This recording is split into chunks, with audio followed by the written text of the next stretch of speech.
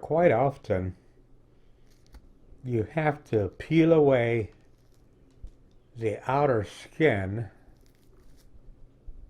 to get to the truth of the matter. And I think friendships are like that. Actually, I should not have used the word friendship. I should have said relationships are like that. You have to peel away the facade, make sure they're separate, to get to the truth of the matter. I'm so fortunate to be old. And as you might guess, this mandarin is very sweet. But, like I said earlier, I'm very fortunate to be old in that I've had a lot of experiences in a lot of different areas. And as I got older, I realized that the one thing that I must do is to shelf my ego. As you can see, I'm not the most handsome person on earth. In July 27th, I'll be 81 years old, and I'm so grateful. And I have come to the conclusion that I must share my experiences with you. Now, there's a caveat. My experiences may not fit your lifestyle, or for that matter, it might not even be relevant. So why bother? I do it because it is important that I share what I have. My friend Melanie, she made that very clear to me, and I understood the power of sharing. Friendships are the same way. One of my very best friends was a man by the name of Joe Culver. Now, Joe Culver, perhaps, like the outer skin, was different to different people. Different people had different ideas as to who Joe was. But you see, with Joe and I really appreciated the core of the man. The core of the man. Joe was a fellow liberal. Joe was a writer. Joe was even though he was never elected, he was a statesman. He was a publisher. He was an editor. He was an attorney. He was in fact the Renaissance man. But when you got down to the core of Joe Culver, he was quite a soul. He was quite a soul. And that's the person that I knew, Joe Culver, that I knew. Now, I'm going to tell you this. One of the most important factor in my friendship with people is that I have the ability to see right through them, right through the facade,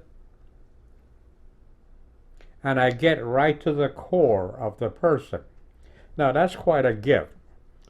It's called empathy. And I've met a lot of people, and I've taken, gosh, she was brilliant, brilliant. Maya Angelou said that if you will just shut up and listen, people will tell you exactly who they are. Now, they choose to tell you, and you choose to listen. You see what I mean? They choose to tell you, and you choose to listen. Later, Oprah Winfrey also paraphrased that, and she said, give the person 2 minutes, and they'll tell you exactly who they are. And you have to choose. Isn't that interesting that the word listen and the word silent? Yeah, you know where I'm going with this. But my point is this. When it comes to friendship, there is no time limit. It was Joe Culver who told me, he says, look, what difference does it make if we haven't seen or talked to each other for 20 years? Because when we do, if you're a true friend, when we do, it's like we picked up from where we left off. If you are new to Microdacism, then you are probably looking at my face and you're looking at my features and you're trying to decide all kind of different things. Well, there's nothing wrong with that, because that is the way you judge people. You judge people by how you see them as far as their features are concerned. Somebody else will judge somebody else or others based upon their soul, their personality, their character. You know, my father once told me something that I never forgot. He said, when it comes to friendship and character, you are no better than the worst person that you call a friend. And for the longest time I thought about that. What is he talking about? Then I realized that what he's talking about is, if you can tolerate this person and embrace this person as a friend, and this person has no character, then perhaps you should look at yourself.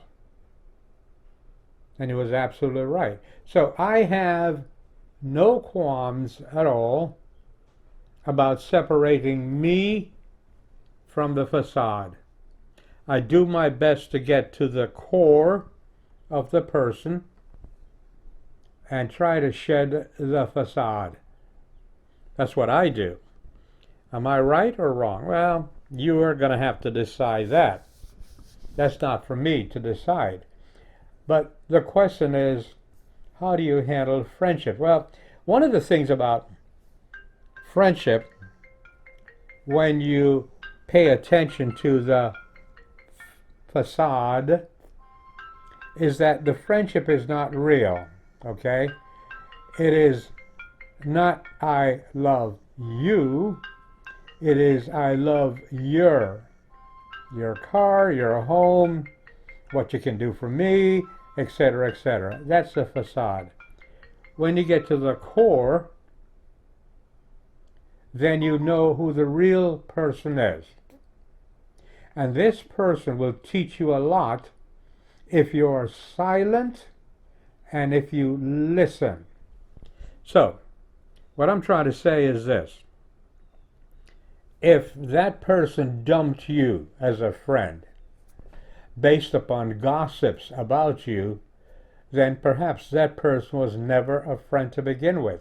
So what you do, you bless them, wish them well, and separate yourself from that person.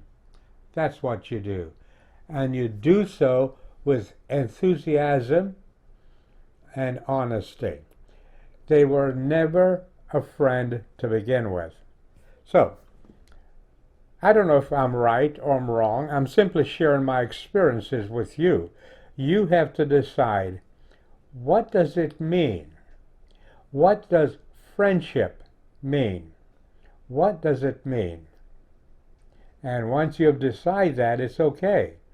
You know, one of the great masters, Emmanuel, he said, look, if your right arm offend you, cut it off.